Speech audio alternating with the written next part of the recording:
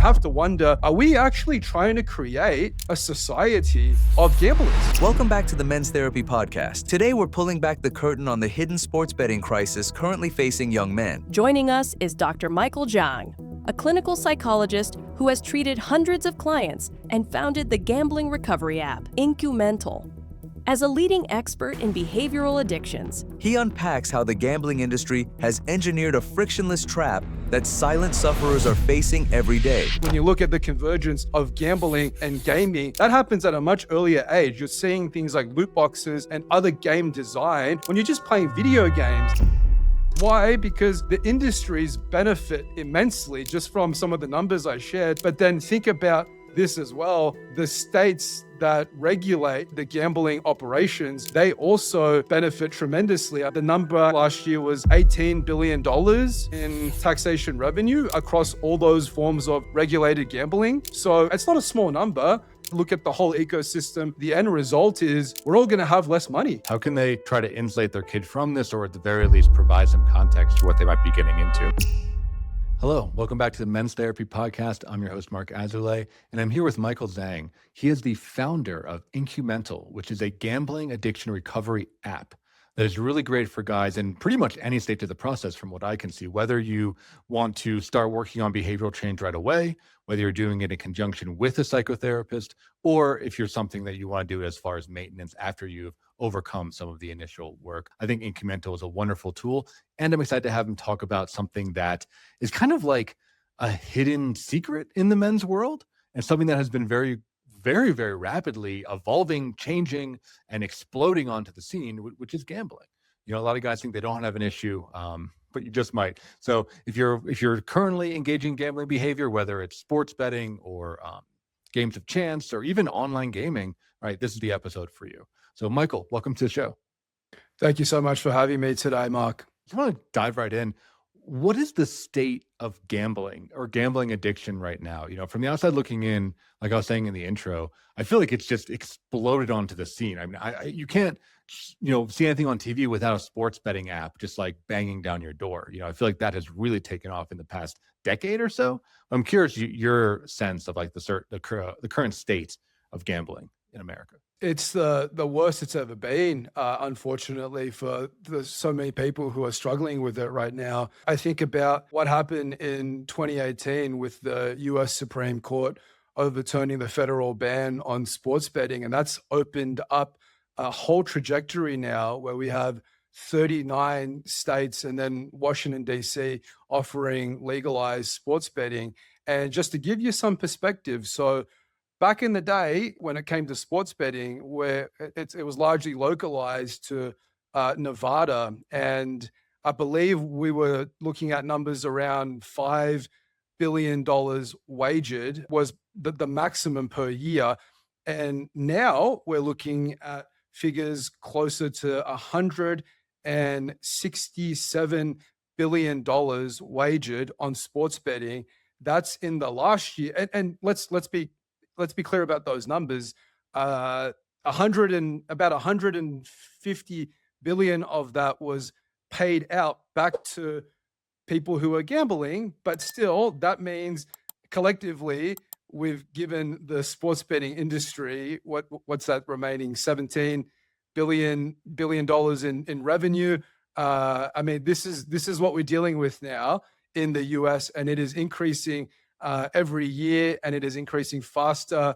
And the amount of difficulties that people are experiencing, just unbelievable to me. And the amount of struggles, considering all the other difficulties men are already struggling with, let's add gambling to this and see how much it could further harm and destabilize their lives financially and in potentially every other area. It really is unbelievable to me, Mark, what's happened in this space of sports betting, not to mention other forms of online gambling, and not to mention other emerging forms of some people call it gambling, others don't, like prediction markets and other forms of trading that now, I think if you look at what's happening, they definitely resemble gambling, and the long-term result definitely is the same as gambling outcomes. So in that regard, I worry about all the people, many of them, maybe most of them, innocently involved at one point, and where it's gotten or where it could get. It really does concern me. For sure. That's clear in your voice. I'm curious about those other forms too. I imagine sports betting, and you correct me, of course, on this because I'm, not an expert like you are. I imagine sports betting is like the flagship. That's probably where most people go. And I think it's changed, right? When you used to think of gambling addiction, even when I was in school, it was casinos, right? It was like, you're going to go, you're going to, do slot machines or poker or whatever. But now it's like in your pocket on your cell phone. So it's extremely, available. But then the other stuff is interesting to me too. And I'm curious if you could speak more about that. Like you said, predictive markets. Some people, including myself, would say like cryptocurrency, right, is like gambling in many ways. I know there's a lot of cell phone games that are often targeted at children or young adults that also have gambling elements or microtransactions, right? Like it seems like gambling is everywhere. Is there any kind of like legislation or any control of this, or is it's just out there? It's a very fascinating thing because what you're describing there is a pretty complete ecosystem, right? Like historically, we think about land-based casino venues. And by the way, they're still doing big numbers. They're just not increasing as quickly now as sports betting or some of these other emerging forms of betting or trading. Again, I say betting or trading because it depends on who you ask how they would define what's actually happening. Because if they were defined as gambling, then they would be subject to taxation in the same way that traditional gambling is subject to.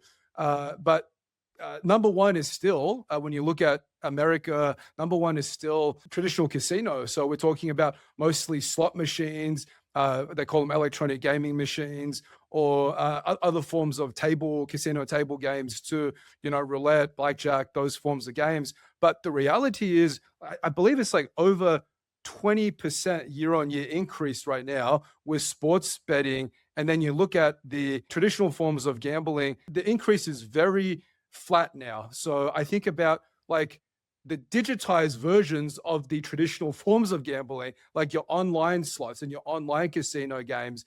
And that's also increasing. I want to say that's about $10 billion revenue in the last year. So that's also increasing in the 20% range. So, everything that's online, everything that's easily accessible and private and immediate, fast, constant, those are the ones that are experiencing the biggest uptick and also the biggest problems. So you mentioned basically the ecosystem of this, and we can look at, you've got prediction markets are like a financialized form of gambling. That's probably the nice way of describing it. But then you look at cryptocurrency trading, and the different ways that's done. Like in Australia, there's something called contracts for difference, which is a version of trading, but involving cryptocurrency too. So, there's just a lot of things right now that have shaped the options that are available for people, but for young men in particular. And a lot of these options are being pushed on them. A lot of these options they've been socialized into, right? Like when you look at the convergence of gambling and gaming, that happens at a much earlier age. You're seeing things like loot boxes and other game design when you're just playing video games. And you have to wonder, are we actually trying to create a society of gamblers? Are we really doing that? Because it would make sense. Why? Because the industries benefit immensely just from some of the numbers I shared. But then think about this as well. The states that regulate the gambling operations, they also benefit tremendously. The number I think last year was $18 billion in taxation revenue across all those forms of regulated gambling. So it's not a small number, and it really makes you wonder, right? Look at the whole ecosystem. Is this set up to really turn many people into gamblers? Because if it is, then the end result is we're all going to have less money. We're all going to suffer more financially. And when that happens, that impacts potentially every other area of your life as well. So the suffering, I can't even quantify, I can't even capture. I already know how bad it is working in this space and seeing what's happened to people. And I just think there's a lot of conflicts of interest that are at play. You're saying it's so short-sighted. Like I think of like the lottery system, right? That's like state-run gambling. scratch offs and the Powerball and all that kind of stuff. And the states that adopted that early were wildly successful. And that's still very highly utilized. But yeah, I am curious about all these different players. It doesn't seem like there's a voice of reason or a voice that's talking from a psychological and addiction perspective. Because like you said, if it's being endorsed by the companies and the government and the users want to do it, it's like, how do you break that? It's a funny thing because it's almost like the industry and the governments that are regulating the industries, it's almost like they're addicted to it as well, right? Because you see the increases year on year that they're experiencing, and then the way they talk about it and the way they frame it actually from the perspective of social benefit, and how that money is used for good, and the lack of focus there is on the harm that's caused. This is the game that's being played at the societal level. And I come back to the reality that there are so many people suffering and suffering silently because there's so much shame around this, despite the socialization that makes it seem like, oh, we're just like anybody else who's gambling now. I think I saw something like 1/3 of men under 30 gambling on sports. And then the other figure I saw was like 1/3 of those men actually have problems with gambling. So we're not talking about a small number of people. And even when you see figures, you hear a lot of figures like, oh, it's really just 1% of the population, Mark, like that have this severe, gambling disorder. That's at that level of problematic. And maybe for the moderate level, there's another 2 or 3%. I think those numbers are severely outdated. I think that right now we're looking at numbers that are way higher. But the question is, where's the research to show us those updated numbers? Where's the funding to address the problem that's going on? And where are the there are people that are working on these things, but everything else that's happening in the gambling ecosystem is happening too quickly for that to catch up. Even if it can catch up to some extent, what about all the damage that's been done since 2018 and all of those now who, especially at a young age, who have developed an addiction or have a diagnosis of gambling disorder, whether they know it or not, that will probably be with them for most of their adult lives unless they actively intervene or do something about it and embark on a recovery journey of some sort. What about all those people? Even if we change things for the future generations, a lot of those people are still going to be suffering unless we have real solutions in place to help them. That's why I love the work that you're doing. I think this is probably the next big thing. I think the current big thing is men talking about porn and porn addiction. But I think gambling addiction, like, you're right behind, right? Like, I think people are starting to talk about it more, and I'm happy that you're out there and on this show spreading the news, because it is something that is really normalized for men. So I want to, talk about societal. We know this is a big problem. I'm curious on the personal level, right? Like, the big question is, how do you know if you have a problem? Because if it is so normal, just like porn use, right? Like porn is like, okay, all men look at porn, there's no problem, look the other way, don't worry about it. I think gambling is very similar, where guys are usually doing something, right? Whether it's sports betting or gaming or like you said, right, doing scratch offs every once in a while. Like, how do you know when you actually have a problem? Start by checking your bank accounts and see where the figures are at. And if they're lower or much lower or empty uh, than you would have thought, then that's a starting point, because I think that it always catches up to somebody, especially when they keep gambling and they keep chasing the losses. So I think that is the main feature of a gambling problem. If you find yourself losing, which is common, there's wins sprinkled in there too. Let's be honest. Like I mentioned before, right? We look at the total figures. There's a large amount of wins there. There's just more losses. That's all. So if you find yourself having overall more losses than wins, and I say overall, and the funny thing is, most people who are experiencing a problem won't even be keeping track of this. So if anyone's listening to this and thinking, oh, I didn't even register the last 5 years, I was just thinking about the last 5 minutes of my gambling, maybe, like, hey, this is where it's at. I just won, a few $100s, and that's kind of where I've reset. That's where my mind's at when I think about my gambling. But the reality is, when you keep gambling for almost everybody, I said there's probably like a very little few percent that is the exception here. For almost everybody that keeps gambling, no matter what form it is, whether it's sports betting, slot machines, casino table games, prediction market, no matter what form it is, if you see yourself over time feeling like you've lost more than you've won, you're chasing those losses,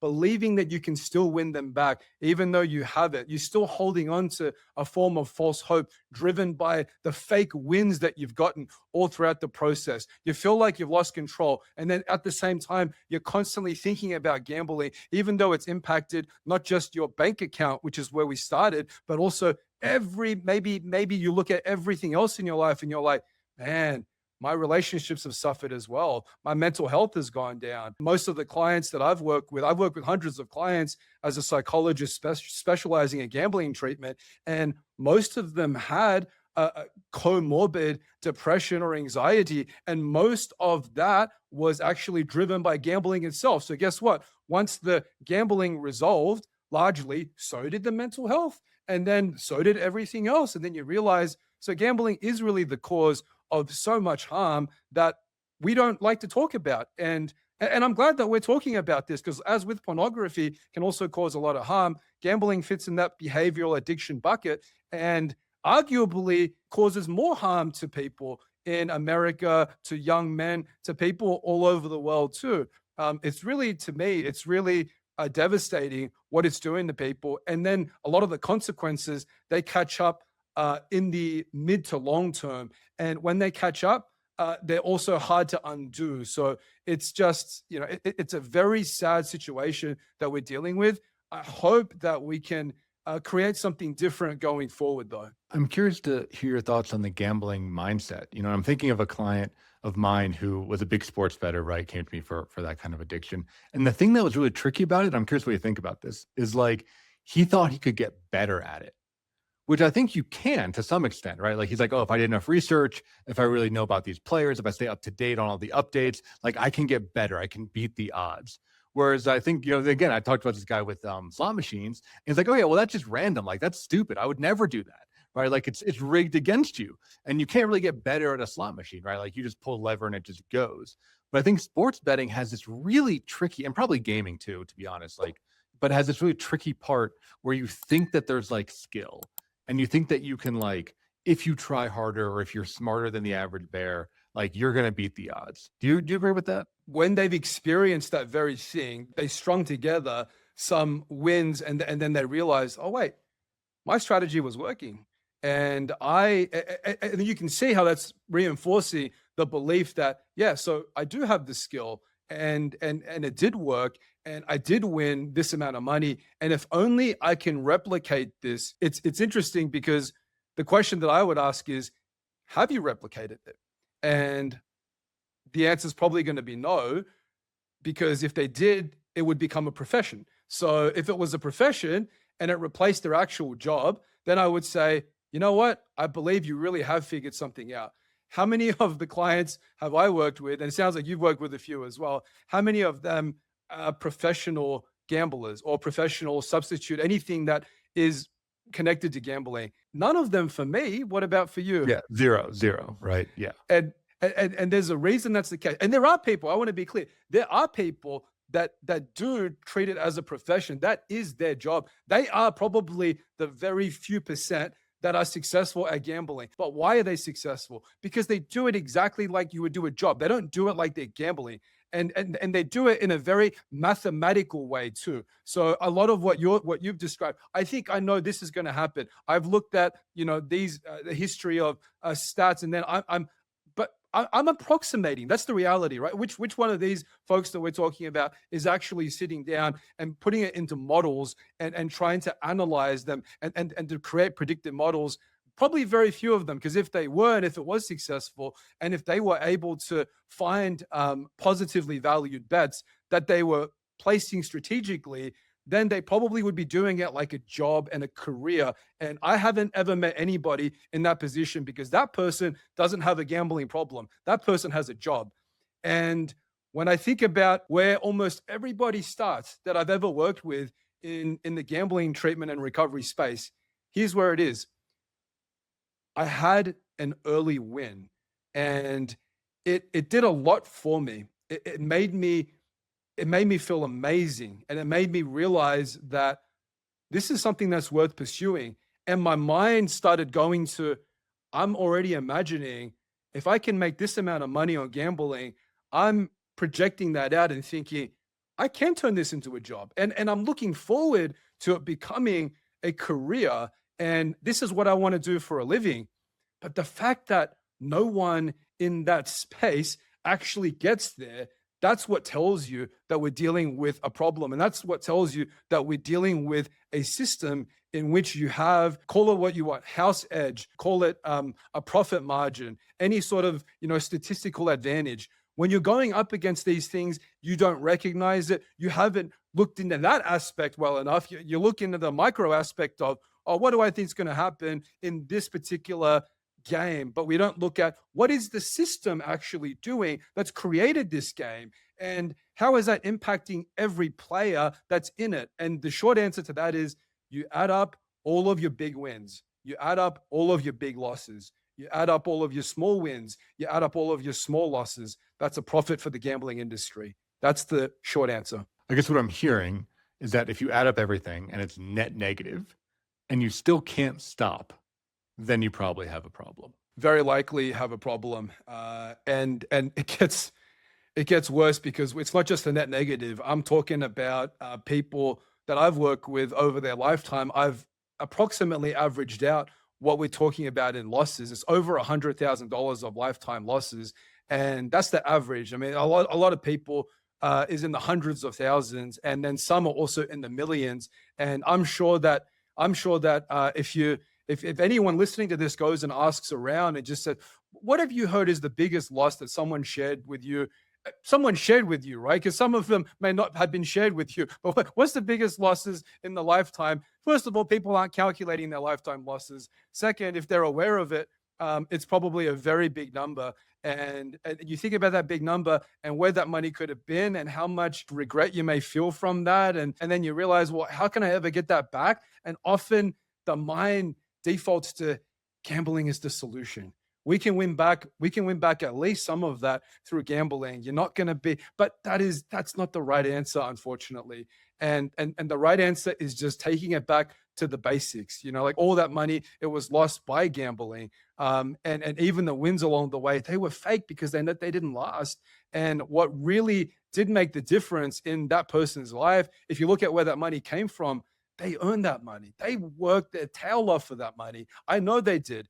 And that's what makes it so hard for me, right? When I'm thinking, you spent all these hours, all this effort, and then you made all this money, and then you were tricked and trapped into the gambling. And this is what led you to have this whole other existence that has then caused you so much harm and then so much regret. And I mean, it just makes me so sad to think about. That's why when I think about young men in particular now, young men maybe have done it for a few years, those who have kept going. And we can stop it a lot earlier for them. We can help them and intervene now. And this is why I'm putting myself out there, because I'm recognizing that who else is doing it? Who else is coming out and saying, let me try to be a voice for young men. Let me try to really help them in this particular way, because I know how bad many of them are suffering, and I know how bad it's going to get for others of them as well in the future. There's not many people who are doing this. And that's why for me,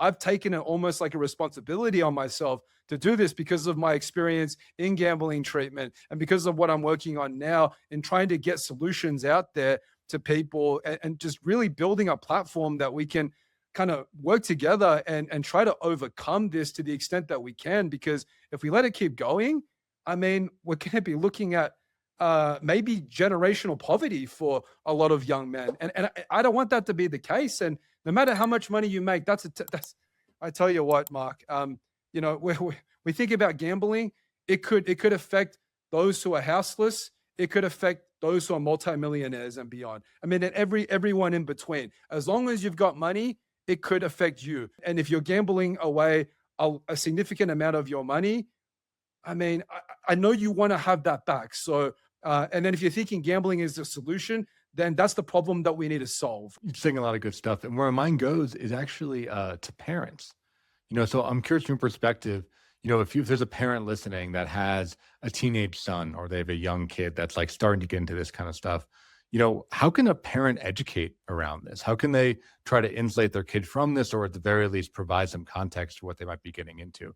What did they say to a young man who's growing up? Historically, and I would guess you probably heard this as well growing up, something to the effect of, oh, don't gamble. It's you're going to be wasting your money, and then it's not going to be worth it.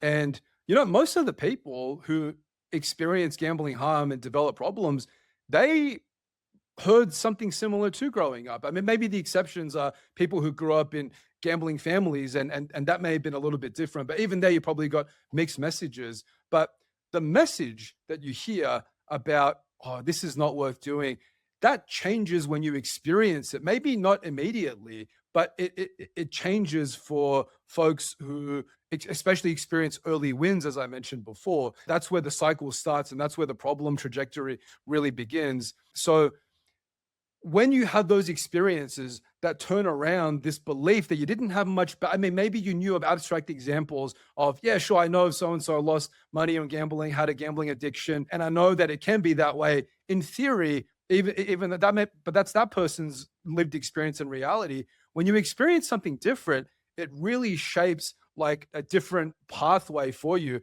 Like for me, I would say I was fortunate. Why? Because I've gambled, I think 5 times in my life. And how much do you think I won in those 5 times? Nothing. I won nothing. So why would I keep going? And then you hear that from a lot of people too. That was my experience. I was just never good at it. I was like, okay, exactly, exactly. Well, again, you were fortunate, right? That you didn't experience that. And some people do experience that. It's funny because I would almost like to the parents, right? Because you asked me, like, how can we kind of guide the younger generation? Their experience is going to tell them everything, and they're gonna look at that in a certain way. And knowing that they could have winning experiences, to me, it's about like we need a major like way of educating them, like as all parents, of like explaining exactly how this system works and why it starts. For some they're going to have wins early, for others they will. I mean, if you could, even, I would say, go and manufacture losses for them. Like go and manufacture, like we said, early losing experiences where you're like, that's turned me off, or make them value money in a different way that then it doesn't get compromised so much when it comes to gambling. Like I think that those are some of the things that come to mind. But it's a very difficult thing because in my mind, no matter what you say, when they go and experience something that is so powerful, like winning the first time, and often it's winning a reasonable amount, you're like, I'm not even making this much at my job, the amount that I just won. And man, this is why it could be game changing. It could be life changing for me. I mean, when you have those experiences, you hold on to them for the rest of your life. So then, the tricky part for folks like us who are working professionally with people who are experiencing gambling problems is, how can we reverse or undo that experience in some way for them? And that is so hard to do because they will always kind of default back to what they felt, and that feeling was repeated and reinforced enough times, and maybe with even larger wins than the earlier experiences, that it makes it so hard. So, I mean, if anything, I mentioned winning a couple of times and associating that with developing gambling problems. I mean, just highlighting losing to the full extent, highlighting the way the system works, highlighting it at every single level you can, as a parent, and then framing the wins as part of that, but framing them as fake wins. That's probably my final answer for now, but it's a great question and one that we all need to think more about as parents, how we're going to approach this. Yeah, like how do you have the talk? Or you have to talk about sex, you have to talk about porn, you talk about gambling. I mean, you talk about social media, right? It's like there's so much out there. And I do have to admit, it's a little bit of a trick question too. I'm in recovery from substance abuse, and I got all the right messaging, and I still went down that path. And that's what I'm hearing you say, is that some guys are just going to go down that path regardless, and I'm curious from your, professional opinion and what you see out there, like, does there need to be a rock bottom experience, whether that is bankruptcy or divorce or whatever it is, to motivate a change, you know? Or is there a way to perhaps get to these people earlier? And maybe this is where your app comes in. Is there a way to get to these people earlier before their lives completely fall apart? Because obviously it's harder when you're at rock bottom. I hate to say this, but it's what I experienced as a clinician. Almost everyone who came into the clinic, they had already not only hit the rock bottom, but found another rock bottom below that. So I really hate to say that because, and that's obviously at a level of severity where someone's seeking out treatment, right? That's seeking out therapy and counseling.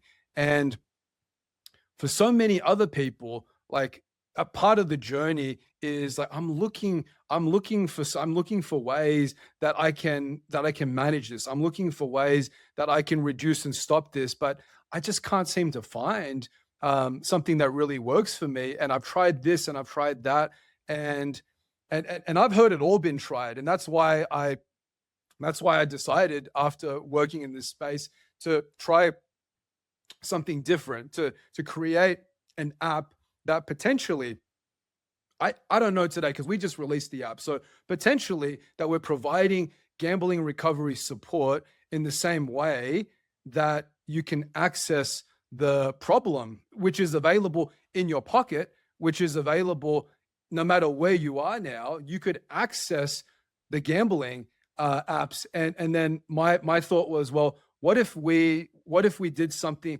like that, but for recovery? And because the ecosystem in which the current support is provided isn't doing much for it, so I'm not in that ecosystem. What can I do to potentially build something that maybe we can reach people? Maybe we can, just like you look at how gambling has become normalized over time, maybe we can also normalize recovery, or we can normalize before just support, or just something, anything that, to your point, we can get to people sooner, because it's not until you see the consequences really add up over time that you realize I need to do something about this. And often it's like, and I should have done something about this a lot earlier as well. So this is where I hope that we can play a role in being in that a lot earlier space. But it's also very tricky because in that a lot earlier space, we may also be experiencing it as, oh, it's just fun and games and it's not a big deal. And it's not, and I think that it's going to require a lot more from anyone who's doing something like what I'm doing to, to really work together to get a different message and to build a different sort of community on a different type of platform than what we currently have to make that sort of change. Because just like, I'll put it this way, it's when folks gambling are up against the house, they're up against the house edge. I mean, people in my space who are trying to provide this sort of support, we're up against all the same things. So we're in the same boat. Like we're fighting a system here that is not really designed to allow us to do what we want to do in order to help people. Because if it was designed in that way, they would do some fraction of that. And knowing how many people are suffering, and knowing what hasn't been done and what could have been done, and we could have theoretical conversations all day about all of the possible solutions across the board. Knowing that it hasn't been done, it speaks volumes about the system and how rigged it is. Yeah, I'm thinking as you're talking, there's like an AA adage of like, addiction is sexy and recovery is ugly. It's like there's so much marketing towards how sexy gambling is and how cool it is and how all your friends are doing it. But like, yeah, there's not enough people, marketing recovery. And even if you do, it's not as sexy. It's not as cool, right? It's like sad a lot of the time, right? And it's dirty, and it's like you got to really be honest. Like it's a much harder sell than, hey, go to the casino with a bunch of women and have fun, right? Like that's the easy sell. It is a much harder sell. But then when you start to make that shift and you look at it from a completely different perspective, you realize a few things, that maybe even saying recovery isn't the right word. Maybe that's not what we need to frame this as. It's a journey. Like it's a part of life. And I say that because we all do things in life that we're like, oh man, I wish I could have that back. I really, that's not something that I should have kept doing. And I have regrets about that. And And I think about just how much for the folks who have that I've worked with, who, like I mentioned, who have who have found a rock bottom beneath the rock bottom, and then who on the other side, who have created the life that they had deserved the whole time, that had created the life that they had really, when they started gambling, that's the life that they wanted. And they were able to create that even post gambling, which to me is a very beautiful thing. And I mean, that's why I say maybe the right word, and I don't know but maybe right now today I'm thinking it's a journey, right? Like we're all on a journey of some sort in this life. And for some people, gambling in its most devastating effects, it can shape that journey in ways that nobody would wish on their worst enemy. But for a lot of the people that come out of it, and that's what I've learned directly from them, they look back on it and they say, you know what? I actually wouldn't have changed that. What do you mean you wouldn't have changed that? But yeah, because they experienced such hardship and it was their version of a hardship in life, and they were able to turn things around and it made their life so much more rewarding. But by turning things around, it was just going back to the basics. Like to your point, there's nothing sexy about it. It's just being able to commit yourself to the vision that you had for your life, that you still have, that gambling's taken away, to the values that you hold, that you're wanting to build your life around, that gambling has been masquerading in and really has polluting the whole set of values there. So I believe it's a very possible thing for anybody who's experienced any level of harm to really create that life, and to really have a different focus and to shift things around and to have the life that they'd always wanted from the get-go. Maybe people like myself who are working on that, we can make that happen together, but it remains to be seen. I'm very hopeful though. Oh, for sure. Yeah, I love the way you're talking about it. I mean, that's we talk about stuff at Men's Therapy Online too, is that like, look, if this is your demon, right? If your demon is a gambling addiction and you face that demon and you slay it and you win, not only do you no longer have that demon on your back, but you're a better, stronger man afterwards. And I'm curious if you could talk a little bit about that, like some of the deeper issues underlying the gambling addiction, whether it's insecurity or like you talked about, mental health concerns or, childhood messaging or whatever, right? And curing that, right? Like overcoming addiction means you're digging deep, right? It means you're really like changing fundamentally as a person. A lot of it is self-worth. Truly, that's what it comes down to, I believe, because when you win, you feel a boost to your self-esteem, but a boost is not your worth. And boosts, they rise and they fall fast. Worth is steady. Worth is something that you already own. And that's something that I've realized especially with young men, having grown up in a society where they're unsure about their self-worth. They're insecure about who they are. And they're getting a lot of messaging from society that is just making them feel like there's something wrong with them. And ultimately for me, it comes down to rebuilding not only the life that we mentioned a moment ago, but rebuilding that worth within, and almost like framing winning in terms of that worth within, rather than framing winning as being outsourced to gambling, as being outsourced to pornography or anything else that may be a vice or a problem or a demon, to use your word. And once we can kind of build around that internal source of self-validation, that's where I believe the real difference is for someone. And that's where my hope lies as well, because with all the messaging out there, that is maybe the message that I want to give to people from my own voice, that you are worthy, that you do matter. Like this is what I think people are missing, and especially young men. And they're relying on things like gambling to make them feel like, oh, look, I'm smart. I was able to win that bet and I was able to predict that outcome. I'm skilled. I'm special. All these things.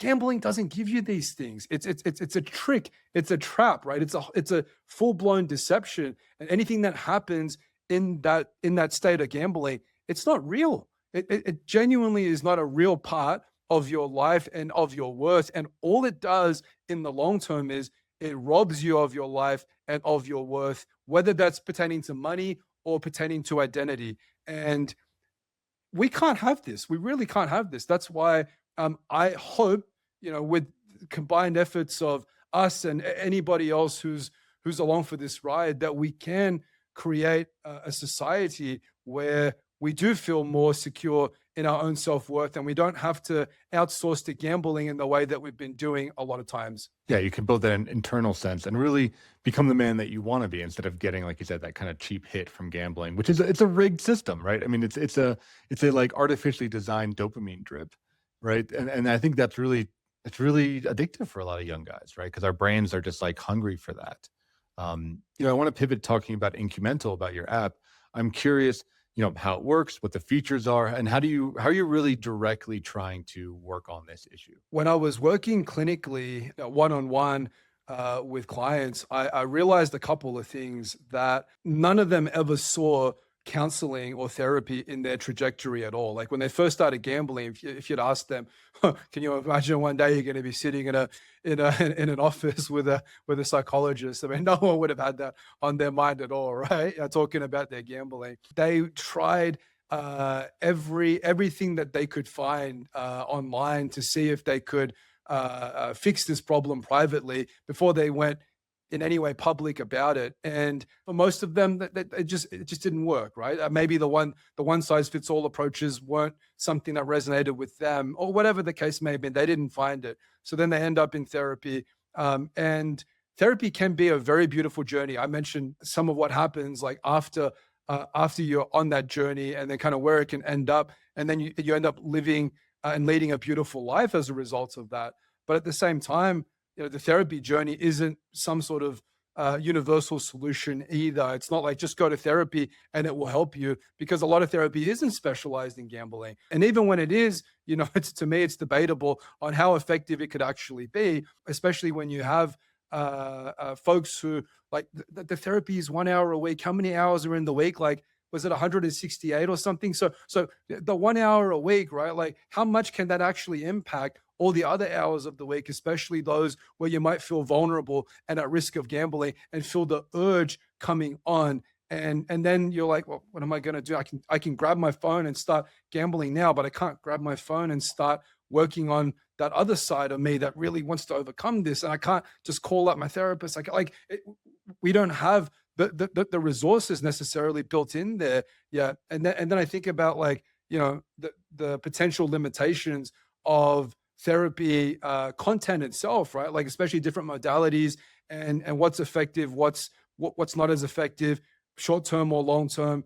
To me, I come back to this. Like, I wanted to build a platform where we could address all of these issues and provide for folks who are struggling from upstream to downstream, no matter where you are in that journey of struggle with gambling or anything that resembles gambling, that we could provide a platform for you to rebuild with. And especially starting with that moment where no matter whether you're someone who has never thought about going to counseling, you're someone who's in counseling, no matter who you are, when you have those urges, that you have a solution that is accessible to you in your hands. And our primary feature in the app is what we call guided sessions. And they are focused on breaking the urges. They are actually focused on when you're having this experience and this urge could go either way. And most of the time it goes one way.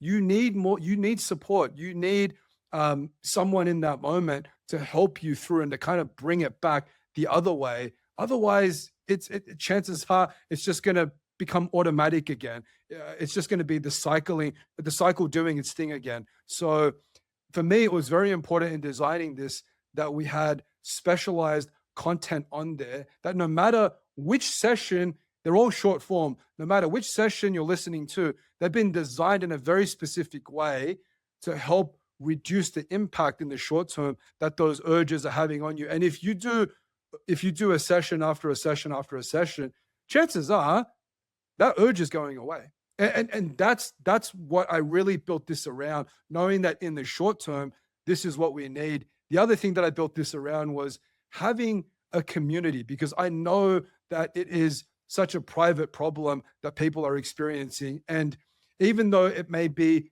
a social activity for a lot of people, when it becomes problematic, guess what? They start to isolate. So then, then you say, well, that's not social anymore either. So that benefit's gone. So for me, it's like creating an anonymous community that we can connect there and be guided by peer support, lived experience coaches. So that's what we have on the app as well. Folks who've been through it, who are on the other side, and I love this about people who've experienced addiction in general. Almost everyone that I've ever worked with or met who's experienced some form of addiction, they just want to give back. They just want, like, when they've gone through it. I mean, you yourself may be one of those people, right? Oh, yeah. I went through AA. I mean, that's the most important part, right? Is being a sponsor and doing this 12 step. Yeah. I love that. I genuinely love that about people that they just want to give back. And that's what we have on our app as well. So it's about like people who are giving back to people who are struggling now. And again, it's building that community. If we can do this in a sustainable way and really get people on board outside of that existing ecosystem that is influenced by gambling across the board, and the revenue that it produces, including all the support options that within that ecosystem. If we can do this outside of that system and build something and do it in maybe a sexier way, right? Like you mentioned that earlier, maybe we could actually do it in at least in a different way that makes it more likely that we can commit to making the changes and really know what needs to be done, really kind of do it in more of a personalized way. Like, again, the gambling apps, they are able to personalize everything to the user and make it more likely that they can increase the amount that person's gambling and losing, and increase the speed at which they're doing it, and increase the problems that they're experiencing, because then as a result, that maximizes their bottom line. So I think about it the other way too.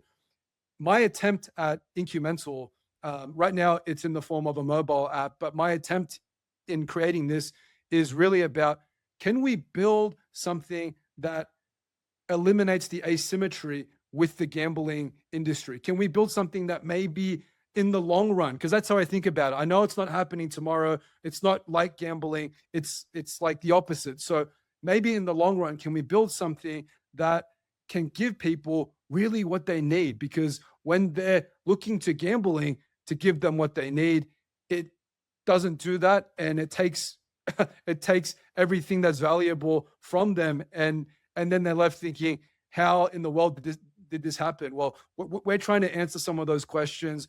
I'm trying to do it in a way that no matter where you are, call it recovery or a journey, call it support, call it anything you want.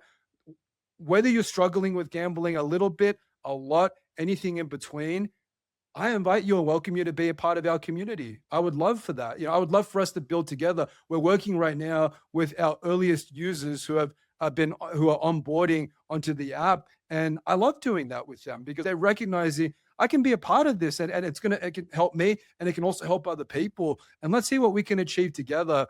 And that's how I feel about this, Mark. I really want to it's an experiment, right? Let's see what happens. Let's see if we can change the game to some extent. And then give people the support that they need, and then help them create the lives that they deserve. I love that. I love a couple of facets of that. I think first, being an addictions counselor myself, I think the community aspect is critical, and the on-demand aspect is critical. I mean, when I work with someone with a more traditional drug or alcohol addiction, I'm basically mandating that they're either in recovery groups, AA, Life Ring, Dharma recovery, whatever. Right? It doesn't have to be AA, but that you're in something, because I agree. Like, I think once a week therapy, twice a week therapy is not enough.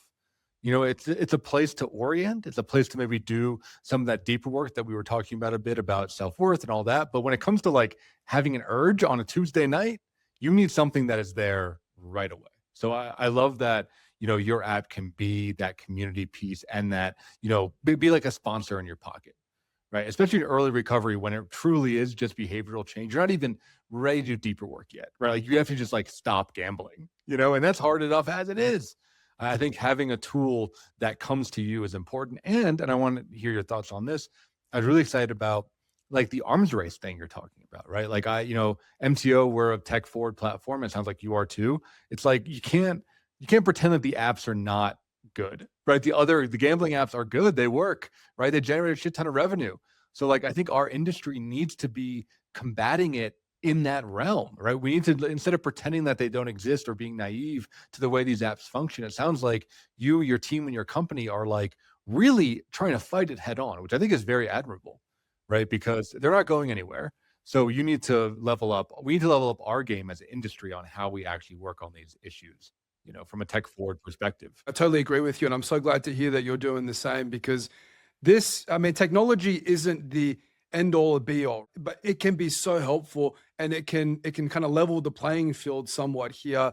I don't think it's never going to be really level, but somewhat, right? Like we're trying here, and ultimately, if we can get into people's hands something that's as accessible for them as gambling is, then I think that we're doing a lot of good already. The other good that I think we need to do, and that's what I'm realizing as I've been onboarding the earliest users at Incumental, is when they started gambling, right? Like everything is so frictionless. And then it's like the way that it unfolds, like the steps, like it's almost like you don't even need you don't even need instruction on how to do it. Like, especially after you've done it once and you've got things set up, like it becomes so easy. But recovery is the complete opposite. It's like, where do I begin? Like, what are my options? I don't know what to do. And I think that there needs to be a lot more, not only in the gambling space, but in every space of addiction recovery. There needs to be a lot more like, we're here for you throughout the whole journey, right? We're going to hold your hand even. Why not? We're going to hold your hand and we're going to walk you through like everything, because we recognize that when you're already so trapped in something, that you're going to need something else to really kind of guide you. And that's why like we call it a guided support, and then we have that to some extent already in the app, but that makes me realize we need more and more of that. Like we need to be there along, like we need to be there with somebody to the full extent that we can be. We're not a telehealth platform, so it's not about providing that sort of care. But at the same time, most of society doesn't seem to recognize gambling as a public health problem anyway. So like we're kind of seeing it as like, well, listen, if you're being casual about it, we can be casual too, in terms of if someone's struggling, it's their life, they're on a journey. We want to be a part of that journey. Let's do it together. That's how I see it going forward. It has to be like as easy, as user-friendly, and as fun as the competitor. And I do. I love chatting with you because I think our industry needs to learn that lesson. I think therapy and recovery stuff is like, it's antiquated, it's esoteric, it's not sexy. Like it is really behind. And because we're trying to like play fair, or we're trying to like, we have some like moral superiority, but we're just losing, right? To like the people that don't have those same qualms, right? To the industries that are just gonna pull out all the stops in order to get their users gambling, get them using their product. I used to be just like that myself, as a clinician, and then I realized as I kind of evolved into an entrepreneur, I'm like, we have to use that playbook. We really do. Like we have to be tech forward. We have to in order to optimize and maximize the good we're trying to do. We can't be limiting ourselves. So if we do that, then there's no way we can help all the people, or as many people as we can. And that's why I transitioned into the role that I'm in now, because I realized one person, 1 hour at a time, that's not going to cut it, because the problem is spiraling at a level that you just simply can't keep up. I know my colleagues in the field, they're working with 40 to 50 clients, at any given time.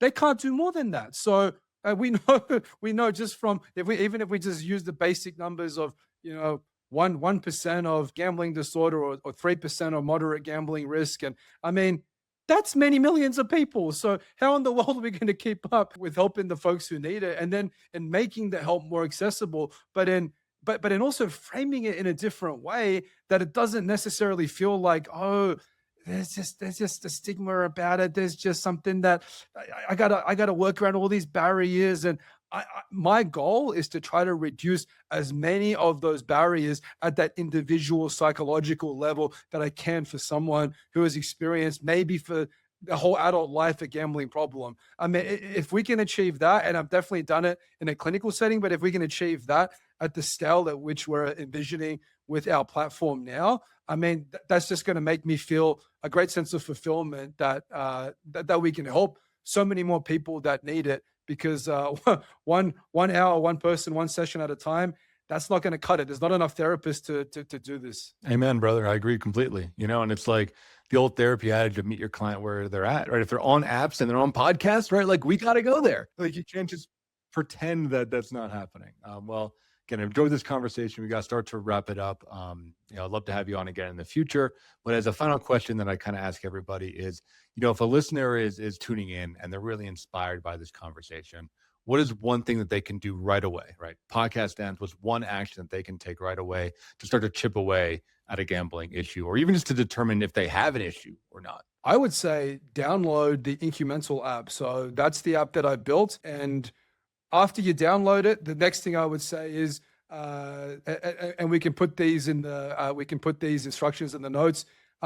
Schedule an onboarding session with me.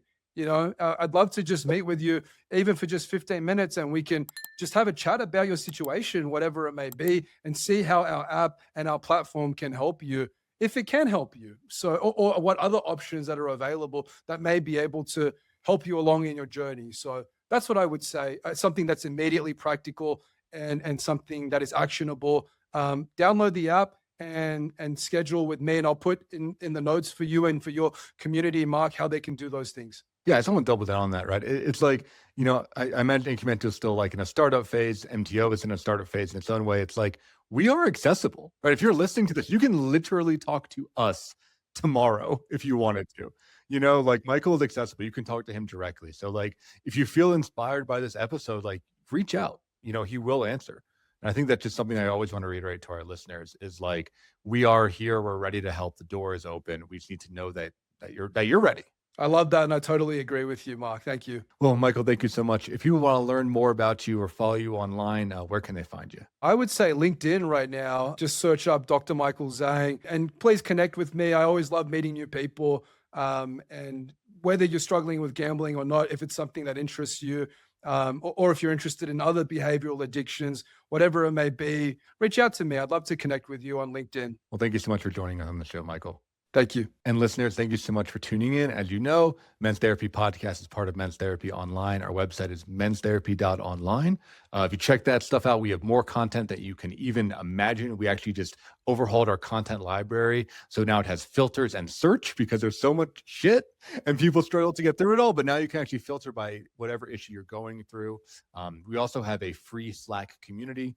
So that's, chat room app. We have about 300 guys on that right now, hoping to get up to 1,000 by the end of the year. So there's no strings attached. You can join that for as long as you want, and you're going to be chatting with other guys that are all trying to get better, right? You can access me. You can access all the therapists that work for us. It's something that's always available whenever you want it, and that's at menstherapy.online. So thank you so much for tuning in, and we'll see you next week in another episode of the Men's Therapy Podcast.